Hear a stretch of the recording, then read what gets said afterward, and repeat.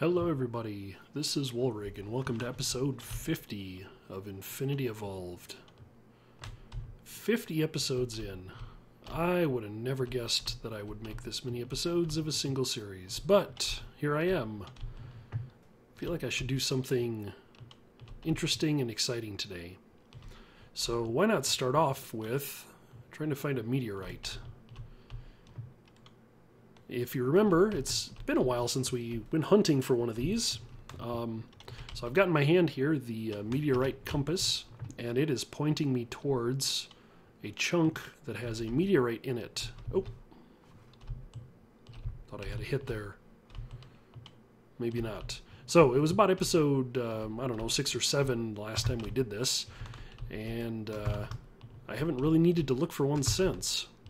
So what are we going to do with a meteorite? Well, I need to get some skystone blocks.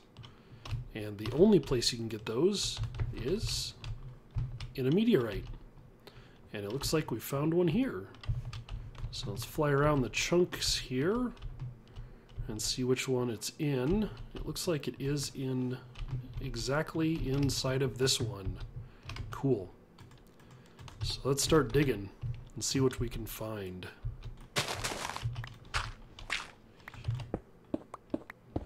Just dig straight down. What could possibly go wrong? Oh, other than lava. Alright. Where's this thing at? So we know it's inside of this chunk somewhere. We just need to find it.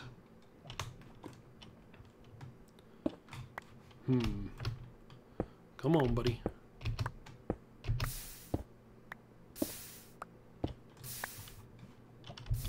Hey now. No lava free riders.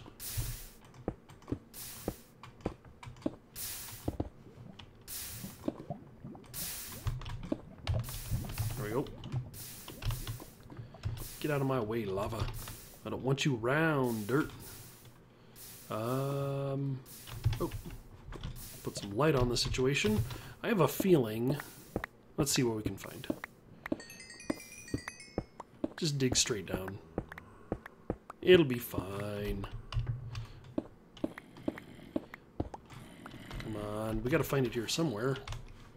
Good grief. I have apparently missed the target on this guy.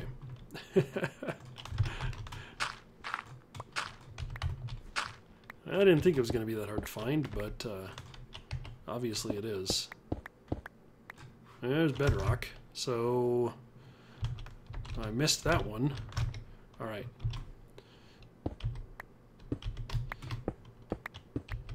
So these meteorites are pretty big, and we know it's inside of this chunk. So there's the boundary. We're just going to kind of go... Sorry if it's kind of dark here. I really thought I'd be able to find this pretty quick. Sometimes they're a little tricky to find. They like to play hard to get.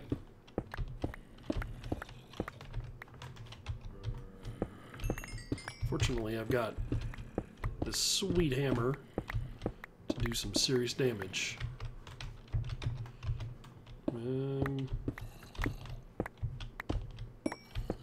Okay. Well, it's clearly not on this level. Well, let me do some more exploring in this chunk and see what I can find. Any second now.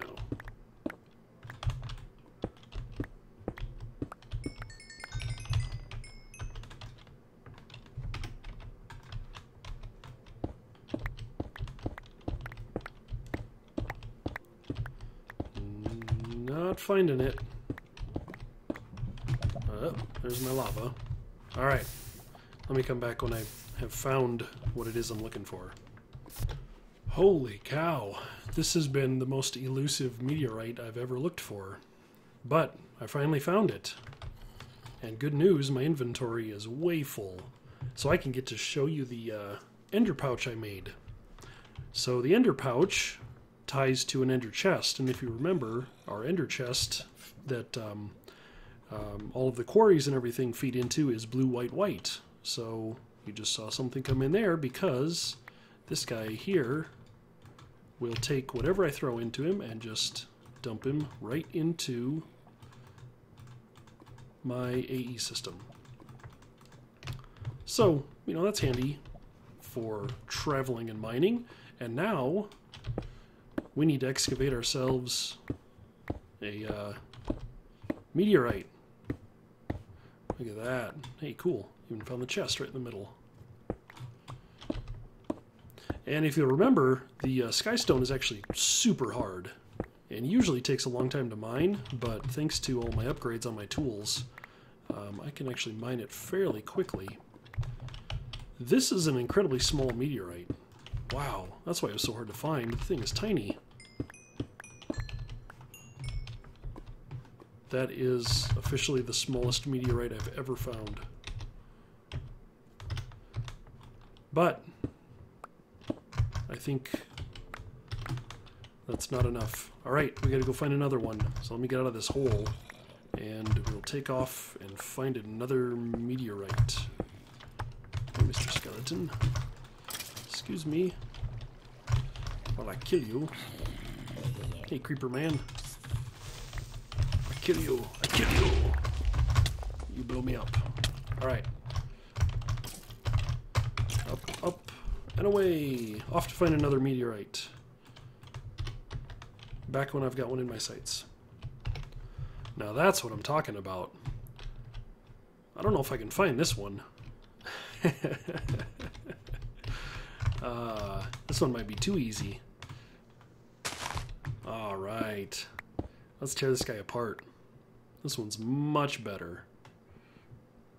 This looks like a proper sized meteorite with all the fixins. Should give us a good deal of skystone. Because I need a lot of it. I don't want to mine while I'm flying. It slows me down. Look at how fast this goes. Love it. Yeah, so the hammer has a mining speed of 15.97 and the pick has a mining speed of 29.48. But of course the pick will only do one at a time and the hammer will do 9 at a time. So significantly faster. Alright, I'm going to clear out the rest of this meteorite because I have a feeling I'm going to need most of this skystone. So I will do this and probably head back to the base for some shenanigans with skystone blocks. See you shortly. Alright, I'm back at my island base with all my machinery, and I had to find all the skystone blocks, so I got about 800, of which I've already turned almost 500 of them into these skystone blocks from the regular skystone, and that, of course, we just do through smelting, but the main reason for that is I want to craft a few of these ME controllers, and I've already got it set up in the auto crafting system, and for good measure I want to make about that many. That's right, 120 of these blocks. And it looks like I've got to craft some more of these pure Fluix crystals and some more engineering processors. But that shouldn't be too big of a problem. Let's see how fast it goes. Oh man. Of course everything kicks into gear as we would expect. Except I probably screwed that up. Let me grab a wrench here. Oops. Because I'll bet that there's some other stuff waiting to... there we go.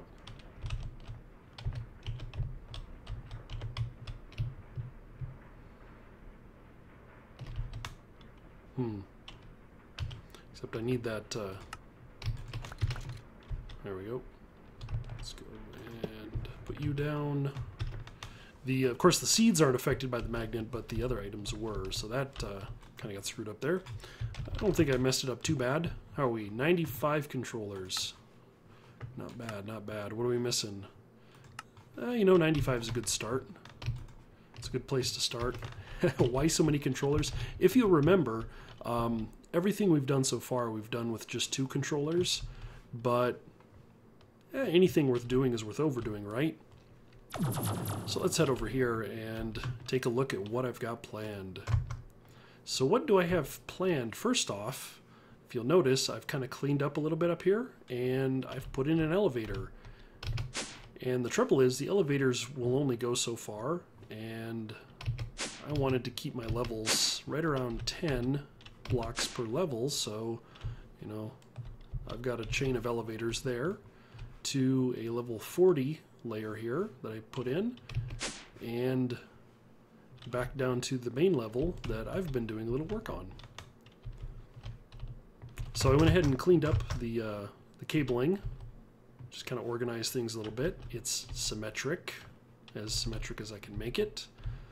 And in the center here, I've kind of built something out of, what is that, granite and diorite blocks that looks very peculiar, but it's going to come in handy because what I'm going to do is use my exchanger. I'm going to put down one of these, right click it. Come on. Why you no take? Oh, I can't place those? No! I have to be able to exchange that. Okay, I can set it to that. I can't set it to that. Well, no problem. I can just go in here and replace these guys manually. So what I'm going to be doing is building myself a very large controller.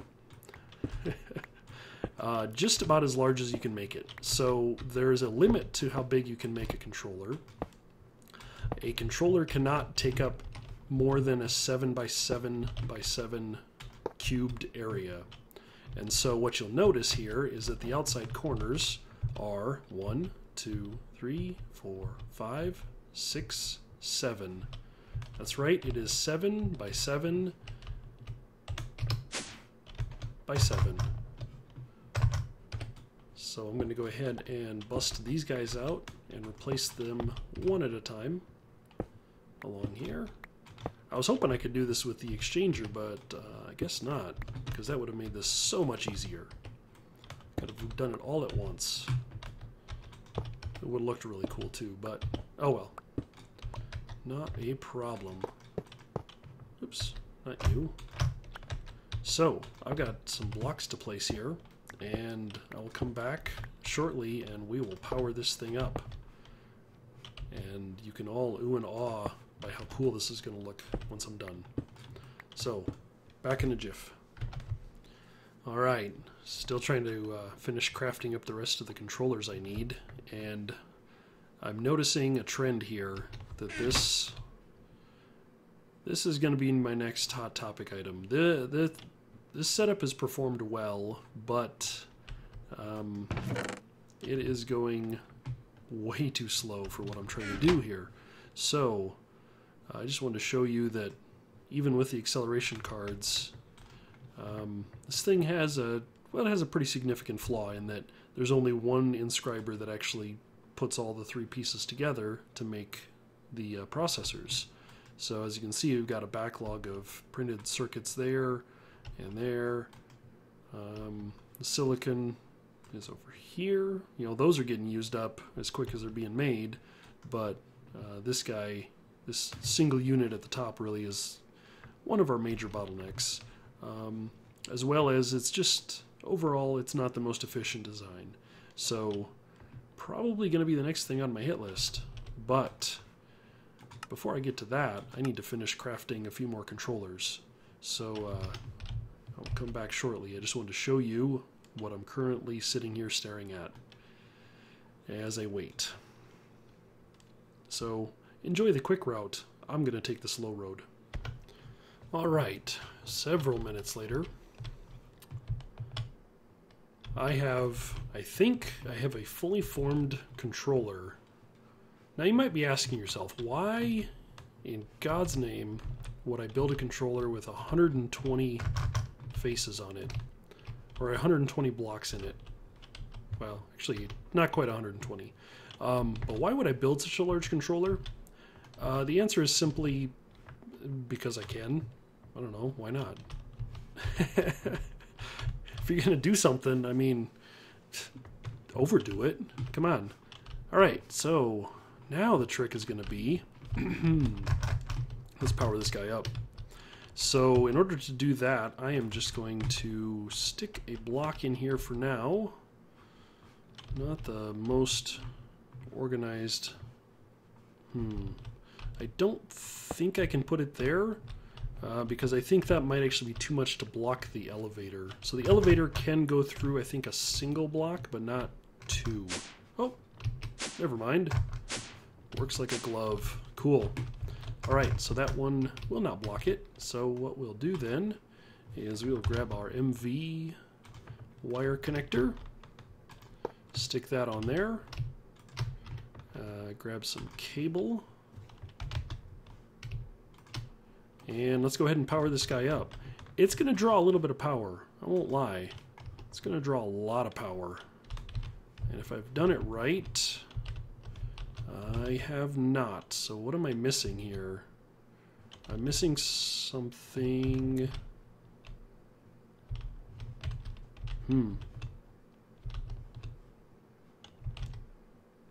Oh, I see.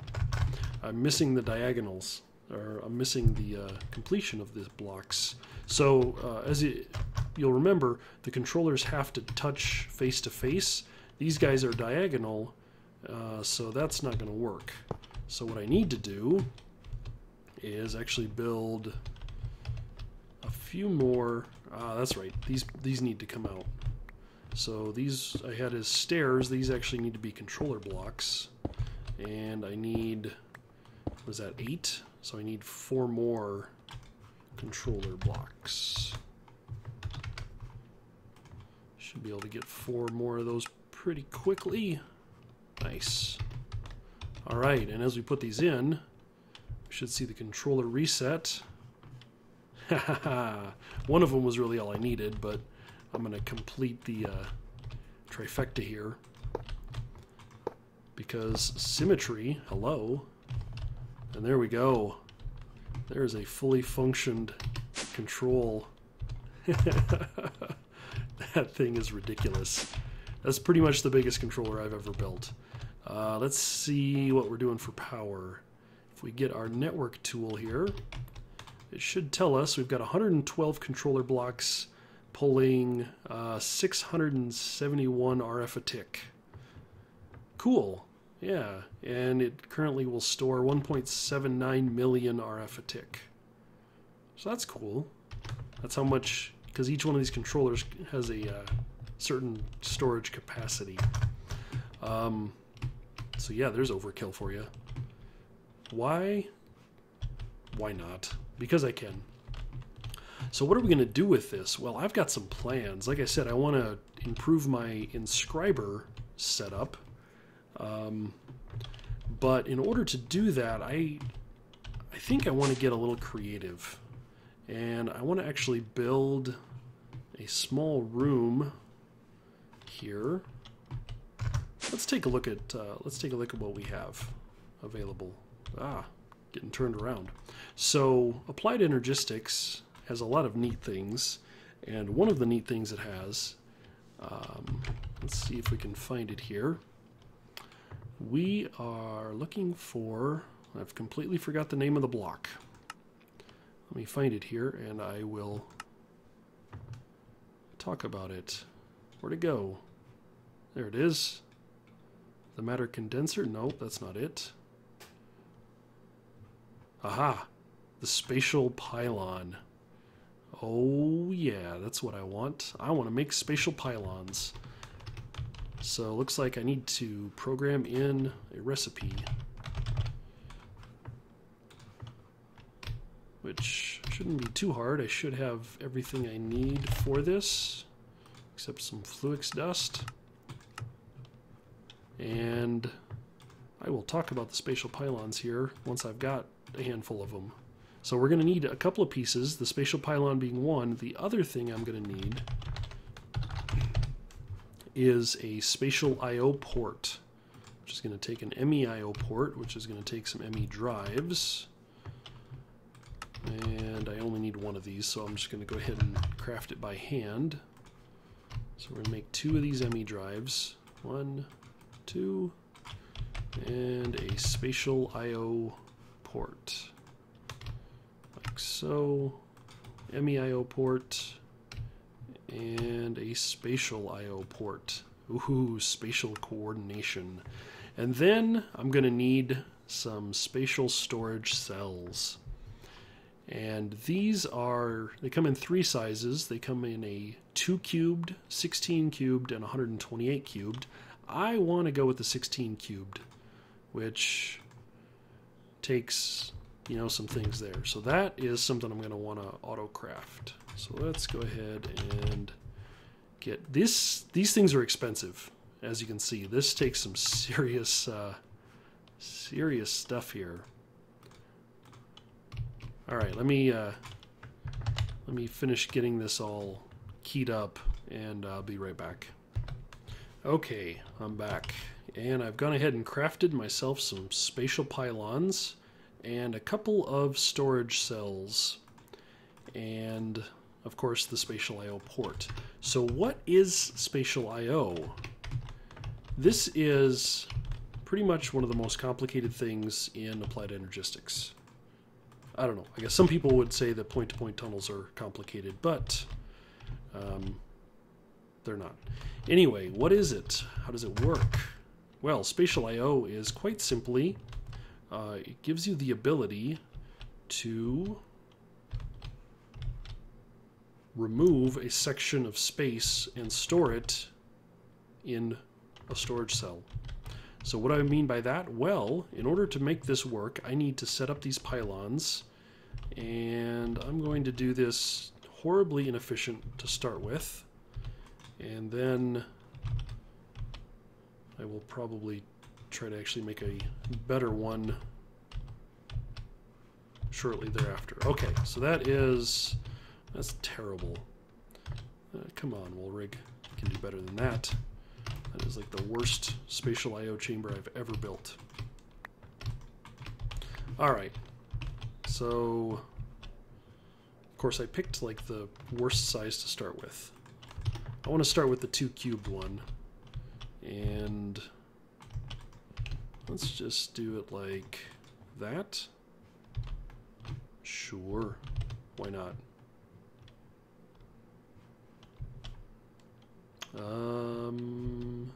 Yeah, something like that. That ought to work. So spatial I/O needs these pylons. The pylons are multi-block structures, so as you see they kind of drew together. This one's powered up. These are not. Let me grab some smart cable here because I want you to see how the channels work on this. It's not incredibly obvious up front, but essentially each pylon section takes a channel, or I should say each pylon takes a channel, not the pylon sections. So this is going to be one channel, as we see here. When I make a connection here, we should see the second channel come on, so that one's online. Now the third channel will come on, and I'm going to need a little bit more cable. Perfect, I have some, to come over here and get that one connected.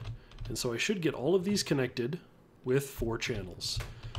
The next thing I'm going to do is set down my spatial I/O port. I'm just going to stick it here next to this. And this should, again, it's not the most ideal setup here, but nonetheless it should work for demonstration purposes. So what can we do with spatial I/O? Well, if we look at the size here, this is 2 cubed. What's that mean? Well, 1, 2, 3, 4, 5, 6, 7, 8. 2 by 2 by 2. 2 cubed. And what can I do with that? Well, I've specifically built this inside of these pylons because I can take this storage cell now, and let's go ahead and just put a button on the front of this guy. And when I push the button, Nothing happens. Oh dear. Have I done it wrong? Let's see. Required efficiency, 100%. Why is this not... That should have worked. Have I not built it correctly? That is entirely possible. Alright, let me... I think I've got this wrong. Let me get this fixed up and come right back. Okay, that looks much better. So, one of the things you need to do is make sure you've got the height and the width correctly defined to cover the 2 by 2 by 2 area inside that I'm trying to encompass. And so I need to have basically blocks above and below. Horizontal or vertical really doesn't make a huge difference as long as you properly encompass the entire area you're trying to work with. And when you have the structure with the internal area set up correctly, you'll get these nice blue pylons instead of the red ones I was getting previously. So what do I do now? Well, let's go back and put our cobblestone down in here. And watch what happens. When I hit the button,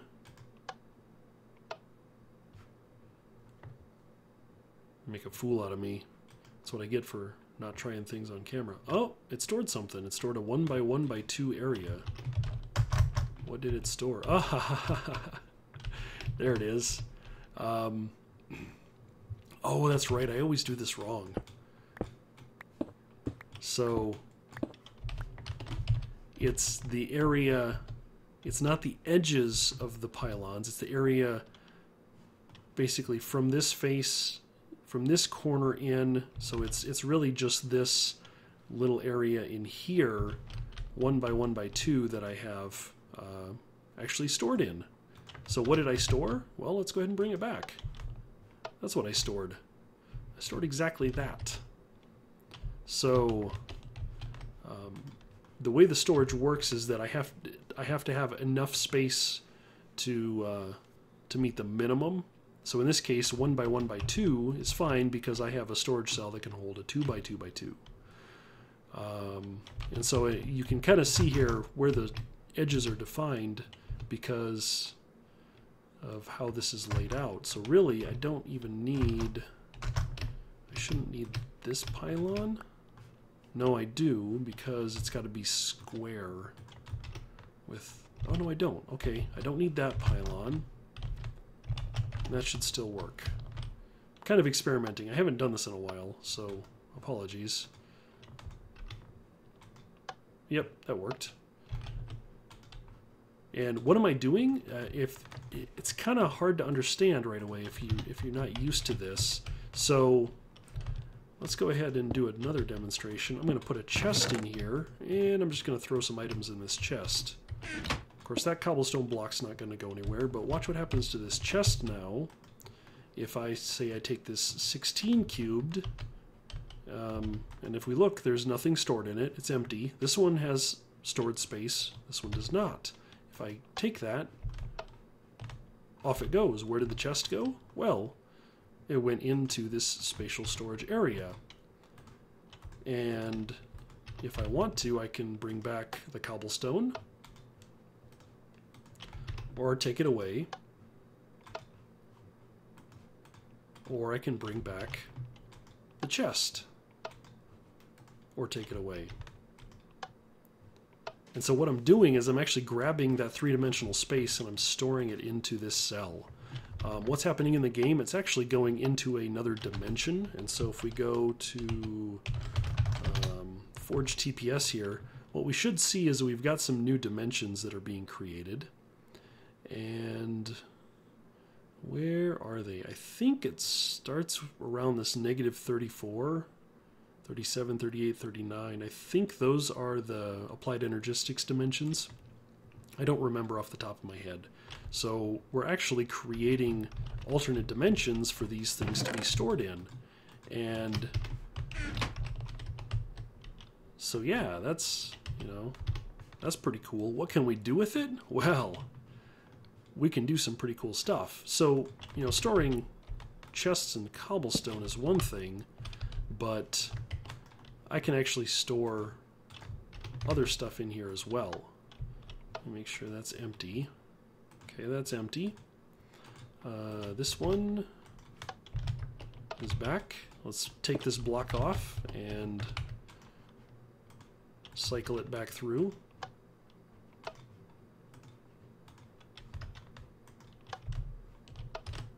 Cool. Huh. Now, you might say to yourself, well, that's kind of annoying. You have to take it out of the output and put it back into the input all the time. And, you know, that is kind of annoying, but there's a purpose to that, because you have to be really careful how you use these storage cells, because what I can do here is I can actually I can have storage collisions. So if I move this cobblestone in there, and then I come back here and say I put this chest here, and do it with the same storage. So there's a piece of cobblestone in here right now, and if I put this in here, it's swapped the cobblestone for the chest. So these two are actually exchanging places in that dimension. So you've got to be really careful with how you're doing this, because if you have a complex system, you can pretty easily mess up your whole day. And you can very easily lose track of your spatial storage cells if you don't pay attention. So anyway, what am I going to do with this? Well, as everything else in this episode, I'm going to supersize it. So I'm going to tear this down. I'm going to make a bunch more of these pylons, and I'm going to come back shortly with a bit of an overkill. I'll just go ahead and say that. So back in a bit. So what can you do with spatial I/O? Well, if you're a little bit insane, you can build something like this. What is this? This is a 15 by 15 by 7 room that is essentially removable. And what do I mean by that? Well, let's go ahead and build ourselves a nice little structure in here.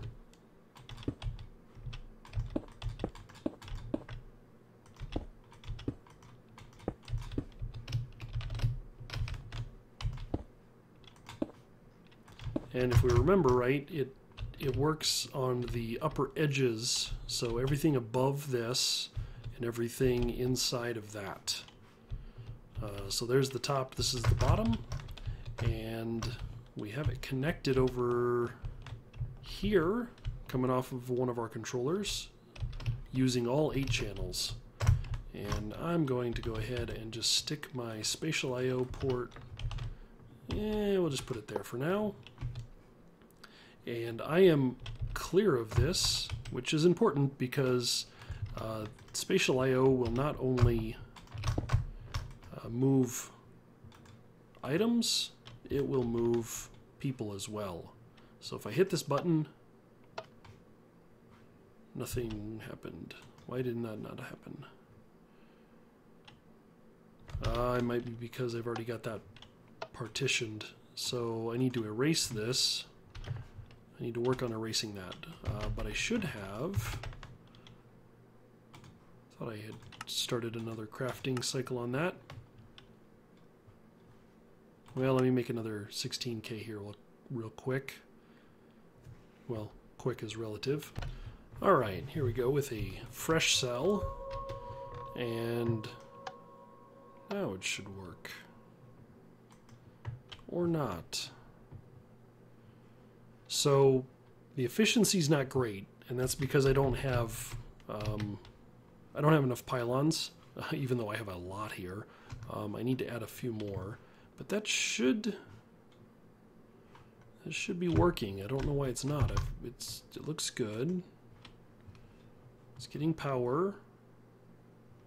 Let's see. It requires. Oh, that's why. Because my efficiency is so poor, I require 103 million RF to do the job, and I currently only have 1.7 million RF stored in here. So how do I get that boosted up? Well, I am going to have to make some more energy cells.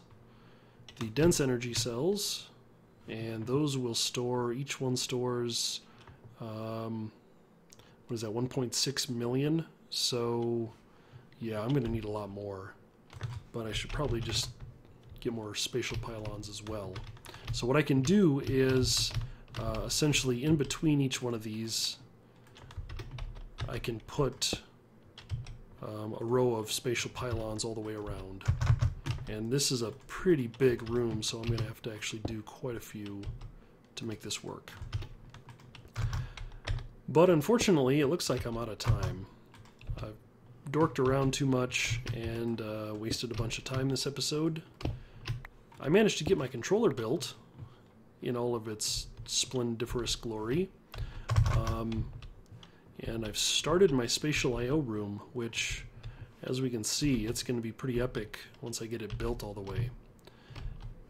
But it's going to take a lot more resources to get it finished. So for now, this is Wolrig saying thanks for watching. 50 episodes in. I hope to get at least another 50 episodes out of this season. We'll see how it goes. For now, thanks for watching. I will see you next episode. Bye-bye.